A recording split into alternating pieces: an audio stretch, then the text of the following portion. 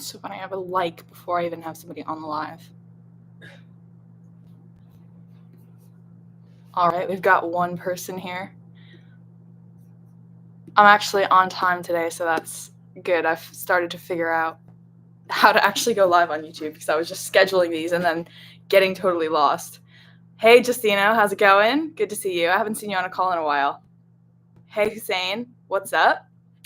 Super cool. I'm so excited for today, guys. We can literally go in any direction y'all want, but yeah, I just posted a video like a week ago about a webinar I did for a client recently that generated like $50,000 cash, which is really, really cool. And not with like a big following or ad budget or anything. So we can talk about that. We can also talk about just like the general school funnel. For anyone on here, I know sometimes there's people that join that don't really know what I do, but the kind of long story short is I'm a marketer, a copywriter exclusively on school. So everything I do, every type of copywriting I've ever successfully done has been to generate traffic and members for school communities. So I actually won the school gates back in August, almost a year ago, which is crazy. Met Hormozy like 7 times and went to a lot of the masterminds. So that was awesome. But long story short, it just gives me a lot of context on how different people have built successful funnels. Regardless of the price point, regardless of the niche. I've seen literally every niche like make it work on school. Even the niches that you hear people be like, yeah, there's no way you're going to sell that. They work. Like I know this one lady sells a flexibility program and she sells it for $10,000. It's an annual price program, but $10,000 a year. And she's just selling women how to be flexible. And it's like exclusively for older women. It's like, one of those niches you'd never expect to be successful. But yeah, so any questions you guys have, whether you're a copywriter trying to get questions answered for your clients or trying to get clients, feel free to ask any questions. If you're a community owner, anything you're dealing with your funnel, with your copy, with your marketing, with your actual members, if you've already started getting some, put it in the chat and we'll just literally go through and focus on whatever pieces of the funnel or pieces of your business you guys are stuck on. And then if we don't have any questions, I'll just dive right into the webinar funnel that I talked about last week because that video did pretty well. So I guess people are really interested in webinars. I see them as one of the best ways to sell because you can really just like take a sales call at scale. You can take the same framework. And like, it's just a really fast way to nurture people. It's like, as opposed to putting them into your free community for 6 months to get them to buy like, a 5, 10, 15K program, you just get them on 1 hour live with you. And it's crazy how fast you can nurture them because there's something about being live. And it's funny. We're live right now. I'm not selling anything on this, just to put you at ease. But this is just like fun Q&A. We can go over anything. Justina had a health issue. I'm healed actually full-time on school as of Monday. Wow, that's exciting. Did you quit your job? Also, glad that you are healed now. Yeah, I didn't see you for 3-4 months. I was like, what happened to Justina? I'd see you sometimes in YouTube comments, but that was it. Not on any of the calls. But yeah, how's your community going? I'm guessing good because you're full-time now. And in the meantime, since when you started copywriting? I started copywriting today. This is July. So 14 months ago, just over a year. Last May, I started doing warm outreach. Technically had my first client a little bit before that, but I didn't really go all in with copywriting until May. And then I made my first 10K in June. So pretty quick. Got to sign some clients. August, I won the school games, scaled to 30K. So it was a really quick journey. But yeah, I appreciate that. Content is gold. Love it. I'm trying to put out more. So I have another video coming out in the next 3 days or so. Hi, Teachist. I'm not sure I don't think that's your actual name. I feel like I recognize your profile. But yeah. Oh, dang, Justino. Wow. Yeah. Dude, the health stuff it's no joke. It's right when you're starting to get some momentum and then something hits you. I actually had to cancel a community call a couple weeks ago because I was headed to an urgent care. I'm type 1 diabetic, so just kind of woke up with an emergency blood sugar. But I get it. It's it's gets you stuck, but at the same time, I feel like it's just gonna add fuel to the fire because whenever you're forced to take a break, you come back to it so much more fired up. Copywriter, and for some reason I can't get myself to do consistent outreach. I have 2 other jobs, so it's tough to set aside the time. Yeah, I mean that's a willpower thing, right? It depends on what you really want. Maybe you don't really want to do copywriting, and that's fine. Maybe something else would be a lot more exciting for you to do. But Like working 2 jobs, I wasn't working 2 jobs, so I'm not going to say I could relate to that, but I was running a whole other community and business outside of the copywriting when I was doing it. And for me, I was just like, how can I really do like high leverage outreach? Because I have never done cold outreach ever, and I never will. I don't like it. Feels slimy. I don't like that kind of growth. I want to work with people that I know, that I'm confident I can help, and that already have some kind of relationship. So for me, the way I did outreach was a lot more fun, and that's probably why I did more of it. And the main sources where I invited people onto my podcast, got to know them, and then would see if they knew anyone who needed a copywriter. Super organic. I would go to events. I went to a lot of business events, at least 2 a month for about like 10 months straight. A lot, I would say 50-60% of my clients came from in-person events in the first, like that first wave of like the 10K clients. And then what else did I do? I joined a lot of masterminds and connected with people on live calls. So my first school games client came from an online mastermind, Ted Carr's mastermind, back in like early spring of last year. And that's actually why I got invited to go to the school games for the first time, because I had a school games winner as my client. So that's the benefit of copywriting too, is you get to kind of like tag along with these really cool people and like learn the like bigger components of business. You get to kind of like piece everything together because you're working for people that are making way more money than you, which in my opinion is so much higher leverage than just making a ton of money up front. Because like anybody could go and make 30K with a coaching program. Like genuinely, I say that with like so much belief, because I've brought people that are total beginners from 0 to 30K in like weeks. It's not that hard. Like it's genuinely something that anybody could do from anywhere in the world. But like the thing is, you're usually teaching beginners, so like the relationships you're creating aren't that valuable. Whereas if you're doing a service business, you're connecting with people who are probably a few years ahead of you. So yeah. Okay, let me go back to the comments because I just kind of went on a rant.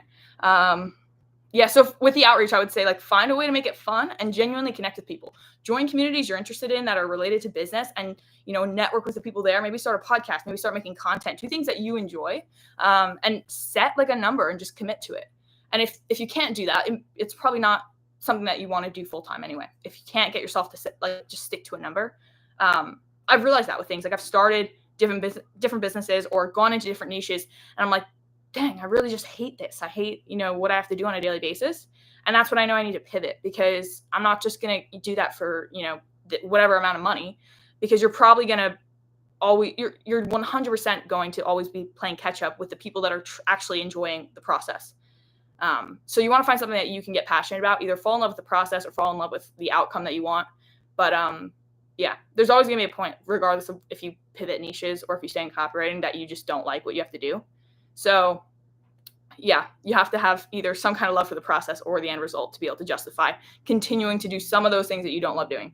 But if it's like 80-90% of what you're doing you don't love doing, that sucks. Like that just means you hate what you're doing. So don't do that. But yeah, there's definitely going to be a percentage, no matter what niche you're in, where you just don't like it. Usually that's going to be around lead gen. Just in my experience, it's either going to be maybe you don't like making content, maybe you don't like doing outreach, maybe you don't like managing your ad campaign, whatever it is. But I just found the things I like doing, which is like going to events or joining masterminds, learning more about business. This is something I would do anyway, and I happen to get clients out of it. So that's my advice to you. Took 2 months to recover, closing out my brick and mortar educational consultancy or consultants as of this week. Oh, that's super exciting, Justina. Shoot me a message on school. Like I'm really curious what like the update and the pivot is about, because yeah, you're all in on school, so clearly that's what you're doing. I'm curious if you're doing like high ticket and what the actual like lead source is. Is it YouTube? Is it school? Like what's the game plan there? What's the funnel? How much have I made till now through copywriting? Yeah, that's actually something I've been thinking about a lot recently, because I have like a ballpark number, but I don't know the exact amount. And it would be really good if I just went through and like actually added it up. But it's probably just north of like $500,000.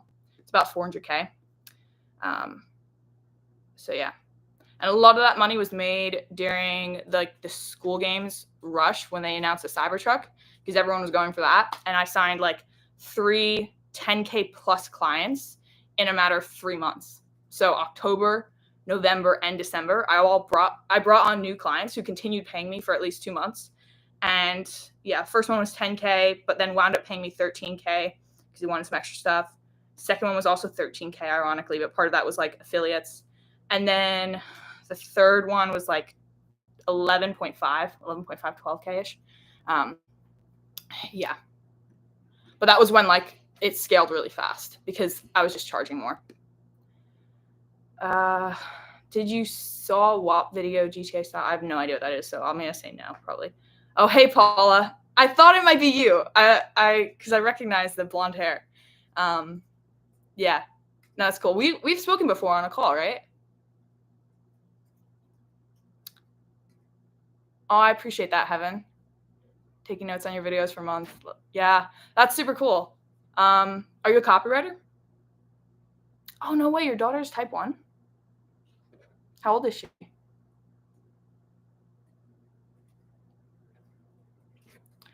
have a high ticket offer that works with 6-7 figure entrepreneurs and app.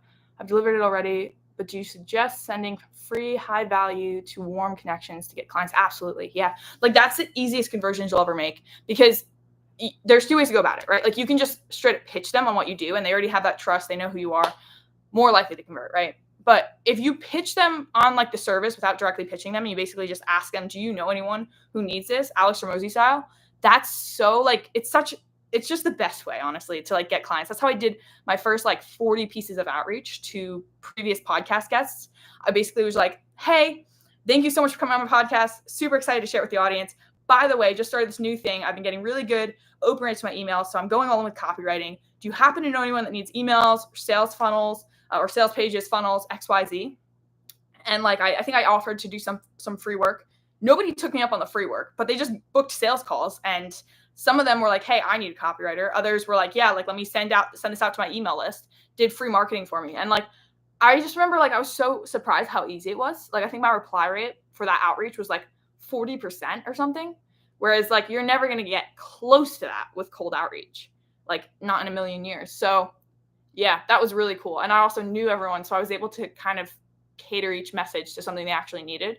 And these were big entrepreneurs. Like I had gotten pretty lucky with a Fiverr message that I sent to this guy who's a business consultant, just seeing if I could pay him to connect me to his network.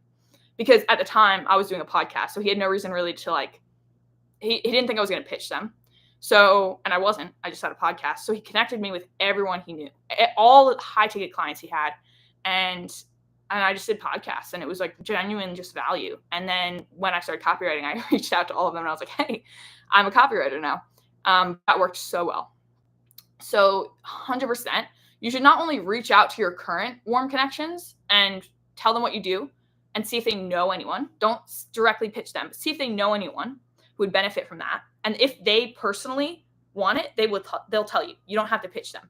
But then secondly, you should be building your network. You should be going to events. You should be going online to different masterminds. You should be connecting with people on Zoom, connecting with people in the DMs, following up with people, maybe getting them onto some kind of an interview podcast, whether that's for your community or it's for your public YouTube channel. Find a way to have a conversation with them live. And like a podcast is just a really good excuse. And then follow up with them. Be like, hey, thank you so much for that. By the way, obviously, you know, I'm in XYZ niche. This is what I do. These are some of the results I've gotten. And, you know, I just thought of you because you've got an epic network, shot in the dark. But if you happen to know anyone who needs this service, I would love to work with them. You know, I'm willing to work with them for free or meet with them for free and just see if there'd be any kind of, you know, connection. And if there is, that would be amazing. You can offer them an affiliate deal if you want. But yeah, 100%. Ask them if they know anyone. That's cool. Your daughter's 29. I'm 23, so pretty close. Really cool. Do you think value first outreach is the best way to reach out to potential clients? Personally, no. I don't really create copy ever just to like get a client.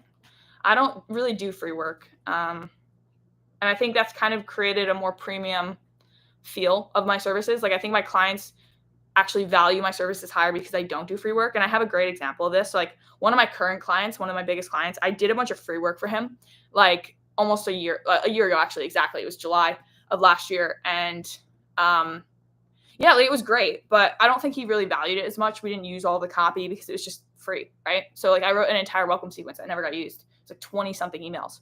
But now he reached out to me and he actually needed a copywriter a year later. And I told him the price and it was a high ticket price. And guess what? Every single piece of content gets used. So yeah, I think you should probably just reach out to people you actually know and find a way to get to know more people instead of doing cold outreach, because I think the value first outreach kind of becomes irrelevant when you already know the person, because they already know you. They're not going to probably expect you to work for free. So yeah, we only do value outreach. Yeah, I mean, if it's working, keep doing it. I just personally don't do any cold outreach, so I think that type of like specification applies more closely to cold outreach. People that are like going and sending 100 DMs a day or whatever, and I just don't do that. I don't have any leads that come through cold outreach. Most of my leads are from school, YouTube, and referrals. Yeah, yeah, get on calls live. Yeah, I think Yeah, I think when it comes to outreach, like the top ways to meet people are like what I said. Like if you can't travel, then like your next best bet is to like find digital communities, like find an online place to network, online events, follow up people in the DMs, and have a really organic way or a reason basically to connect with them more. My reason and what worked for me and what I recommend to you was a podcast, because it's really natural if you think about it. People come on a podcast, they're going to tell you about their story, they're going to tell you about their business, they're going to tell you about their goals, and now you have all this context as to what they want, what their problems are, who they are, why they started their business. And now all of a sudden, when you reach back out, you can actually reference some of those things, and they also trust you if you didn't pitch them on the podcast. If you pitched them on the podcast, you messed up. But if you don't pitch them right away and you pitch them later, you've got a lot more context to basically cater an offer to what they actually need. And at the end of the day, if you're a copywriter or a marketer, like every offer you do at the start is going to be custom. So stop trying to productize your services and just like go and do whatever it is people need. Don't niche down. Don't try and just do one specific thing. Like I did whatever I could get at the beginning. I did e-commerce copywriting, didn't have a ton of success with that. I did copywriting for a clothing company. Like I just took whatever I could get, and those became like the referrals that then led me to some of the copywriting gigs that I have now. So yeah. Do I use any socials besides school? Yeah, I use YouTube. I use Instagram a little bit. Like I just got a call book through Instagram, which to me is like that's so rare that it's exciting. But yeah, I mostly use YouTube because you build so much more trust. And it's funny, like some of my clients go and watch a video like how to write a welcome sequence on school. They watch that video, decide, oh, this seems like a lot of work. I don't want to do it. Let me just hire Patrice because she seems like she knows what she's talking about. And so they'll go through my YouTube funnel. They'll book like one of my calls, same one that's going to be linked in this live stream. And then we'll get on a 15-minute call and, see what makes the most sense. And usually it's like within a couple days, a payment is processed. The conversion rate is kind of crazy from my YouTube just in the last like 6 months. And I don't get a crazy amount of calls booked, but when I get a call booked, it's usually going to be a sale. So, but I think also people find me through school and then go to my YouTube, or sometimes they find me through like a podcast and then find my videos. So they're already kind of warmed up by the time they book that call. But yeah, it's literally just school. It's YouTube, a little bit of Instagram, but I don't look for leads on Instagram. Yeah. I have a podcast. Would I just invite them? Tell them I'm going to highlight them? No pitching. Yeah. My outreach message for a podcast was basically justify why I'm reaching out to them, justify why I want them on my podcast, basically pay them a compliment, and then like give them a really like casual or make a really casual request for them to join. So it was like, hey, so-and-so, I saw what you did with XYZ. This is so inspiring. I think my audience would absolutely like love your story. You've done some incredible things in XYZ. And I would really customize each message. I'd be like, if you happen to have 20 minutes that you would be down just to go live on Zoom, whenever it works with your schedule, I know you're super busy, it would be such an honor to be able to share your story with my audience. And that was pretty much the message for everyone. And it was totally customized to what they did and what their actual story. So I like did some research to make sure that I could customize this message. But yeah, I think that was pretty much everything I included. It was pretty short, to be honest. I would tell them why I like had started the podcast usually. So at the time, it was like, I really want to help college-age kids learn about other entrepreneurs that took a different route than the traditional route, so they can just know what options are out there, so they know that there's another path for them. And I want to just kind of show them what's out there in the world. And you're a great example because of what you've built with XYZ company. And I think your story is really inspiring. Would you happen to have 20 minutes? Doesn't have to be a long podcast. Just come on live and share your story. And that was it. Yeah. And people, I mean, every single person got on the podcast. And like the way I connected with these people is I went on to Fiverr. I searched business consultant because I had no idea what I was doing at the time. I literally, like, I was just desperate for somebody to tell me what to do, and I didn't know what school was at the time. So I started a podcast before school and hired a business consultant on Fiverr, got on the call with them. And I was like, I don't really need consulting because I don't have a business, but I really want to do this podcast thing. So do you happen to know anyone through your network as an entrepreneur, as a successful entrepreneur, that would be willing to be a guest on my podcast? Because I just want to kind of like share people's stories and inspire the next generation. And the dude was like, yeah, okay, if that's what you want to do. Like, I don't know how you're going to make money with that. But he was super chill and like introduced me to probably 40, 50 people. And it was all just through email. And every single person that I like emailed, except for maybe like one guy or something, got on the podcast. And like, I think I did like one podcast a day for like 4 weeks straight. Some days I had 2 podcasts. I was doing so much. I have still like 30 podcasts, maybe 20, 25 that I haven't released because there's so many.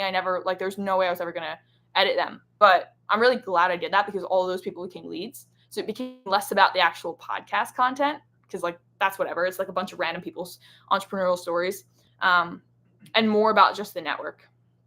So yeah, that's like one way to do it. I think you could also do the same thing with school and just be like, hey, like I hear you have an amazing network, blah, blah, blah. Really love what you've done with this. Do you know anyone in your network that might be a good guest on my podcast? This is what I do. This is what my audience is really looking to accomplish. And I just think that like, you're shot in the dark, but your network is absolutely amazing. I just thought maybe I'd reach out and see if there's anyone whose story you thought would be worth sharing. Yeah. The reason I'm asking is because I'm building a system that gives content creators like you more freedom and generate revenue without putting in too much work. Yeah, that makes a lot of sense. For the long range, getting started, you need to do value first outreach. I mean, that's great that you feel that way. I didn't do that. So I didn't do value first outreach. I don't really think that value first outreach is as valuable as you think it is. I think entrepreneurs, when you send them a bunch of content that's like, here's the thing. When people send me like a thumbnail or they send me like a sales page or they do like value first outreach to me, because I get pitched all the time.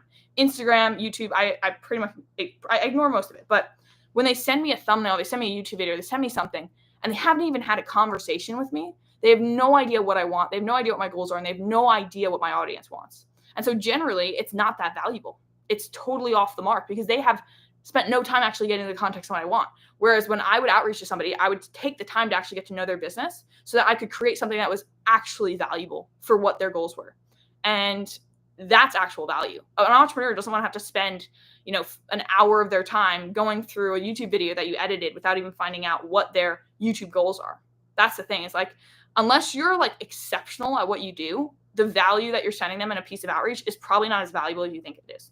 And that's just the truth. Like, that's just based on the outreach I get. It's not that good. So yeah, I would say just like get to know people first so that you actually know what they need. And then if you want to maybe follow up with some value, I did that. And it was pretty, like, I had one client that I think I met them in person once or twice. I had a couple of conversations with them on school. I learned that they were launching a new product, a high-ticket product. I just recently helped another client launch a high-ticket product. And basically what I did was just like give them some value. Like I gave them some of the stuff that I'd used for that other client. They already trusted me. They'd already had conversations with me. They had told me what they wanted. And I had done something, almost the exact same thing for another client. So I sent them something that was actually valuable. Plus I was already in their school community. So I already knew their audience really, really well. I paid to be in their school community. So when I sent them an email and I sent them a LinkedIn post as well, they actually posted it. They actually used it and they got really good feedback from it. So that's a really easy close, right? Because I spent the time to actually get to know them. But I would still say that client probably valued it slightly less because they didn't pay for it. So there's that argument too. Is like, if you don't charge for what you're doing, then it's just automatically not going to be valued as much. The client may not use it, but that client did because they trusted me. So yeah. We do initial discovery to gather that intel. Yeah, I mean, if you're getting on a call with somebody, then you're not. I don't really consider that like value first outreach. Sounds like you're sending them a piece of content first before getting on a call with them. But if you're getting on a call with them and then you're sending them value, then it's almost like you're connecting first and then you're going into the value stage. So that's great. That's what I do. But I usually don't send my clients free content until I know for sure that they're going to close. And then the free content is kind of just like make sure they stay warm. So if I'm signing like a $15,000 client, like I did this like a couple months ago, I signed a 16.5K client. And when you're signing a client that big, you don't close them on the first call. You don't close them on the second call. It's usually a couple calls in that you close them because they may not even pay all at once. But this client did. They paid 16.5K. But in that process of the first call to the last call, the first call, they were pretty much sold. They told me, yeah, I want to do this. I want to move forward with this. I just need to talk to my team. And I was like, great, cool. When a person that already makes like millions of dollars a year says that, they're usually going to do it. But what I did between that first call and the last call was a couple week process was I created their logo. I created some of their graphics. I showed them what it was going to look like. And I was like, hey, just let you know, I'm getting started with this on the back scenes or on the back end because I know you want to launch, in 1 month. So making sure everything is on track. Let me know when you hear back from the team and we can get things processed and officially moving forward. So that kind of value is useful and it saves you from wasting time. I would do value for people that are going to sign. Yeah, school is such a great place to connect with people. It's like genuinely like there's people in every niche getting leads from school. So it's become its own like social media. Obviously you can't run ads on it, but that's why you're still able to like connect with people that are really high level because it's not so crowded with like outreach and ads. But yeah, like if you're genuinely just going and like posting things that posting tips, helping people out, not pitching like crazy, like you're going to form a reputation on school that's going to send you leads. Like people reach out to me on school. I don't have to really go and reach out to anybody. And it's just because like you create that reputation really easily on a new platform. What are your thoughts on having a 30-day high ticket offer that is done with you over 4 1-hour sessions? Cost is $1,997. Yeah, I mean, I think that's great. It all depends on like how you break it down and also like what's the end result. But yeah, I think like something I'm doing right now, which I think is a really good like format, is I'm doing a 6-week cohort basically. So you could do this where it doesn't have to be 6 weeks. It could be 4 weeks if you want to do a 1 month. But I think like 6 weeks is a good amount of time. It's like whatever, a month and a half. And then I'm charging I'm going to be charging similar to you, high ticket. And it's just I'm limiting the spots. So you want to create some urgency if you're selling it for $1,997. Like why should they buy it now as opposed to next month? And I'm going to be giving them like a lot of one-on-one help. So however you frame that, you can do it in a way that's really scalable, whether it's through like WhatsApp or whether it's through Zoom calls where you do breakout rooms, or maybe you give them an onboarding call and everything else is just like group. But you want to work with them in a really like high touch way. And then, yeah, I think like it's good to have a time limit on it. I don't know. I like to be able to like pivot. So I don't sell annual.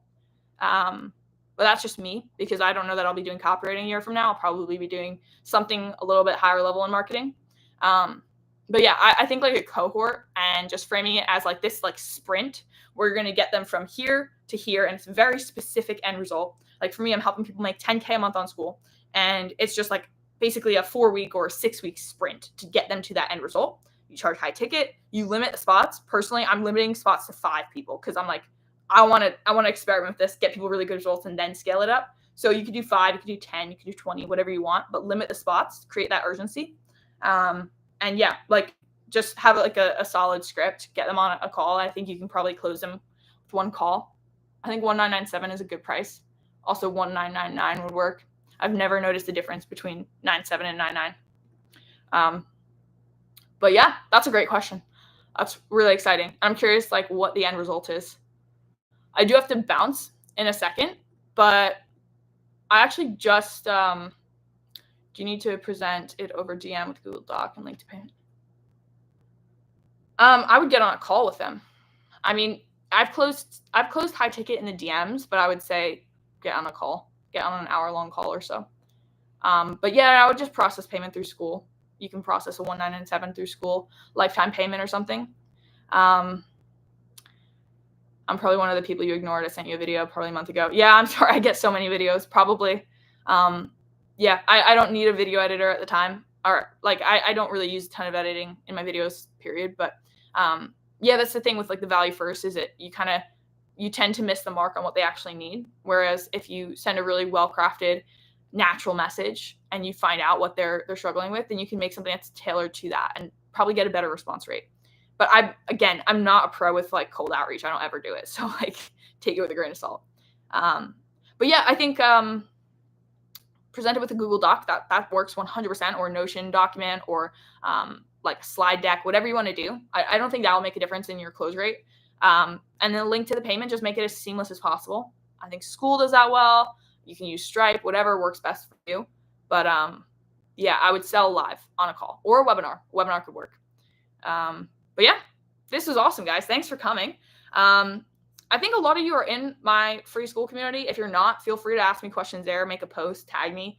I'm happy to review your copy or whatever. But yeah, I'll probably be live around the same time next Thursday. So I will see you guys there. In the meantime, shoot me any questions on School, and I'll talk to you guys soon. Have a good one.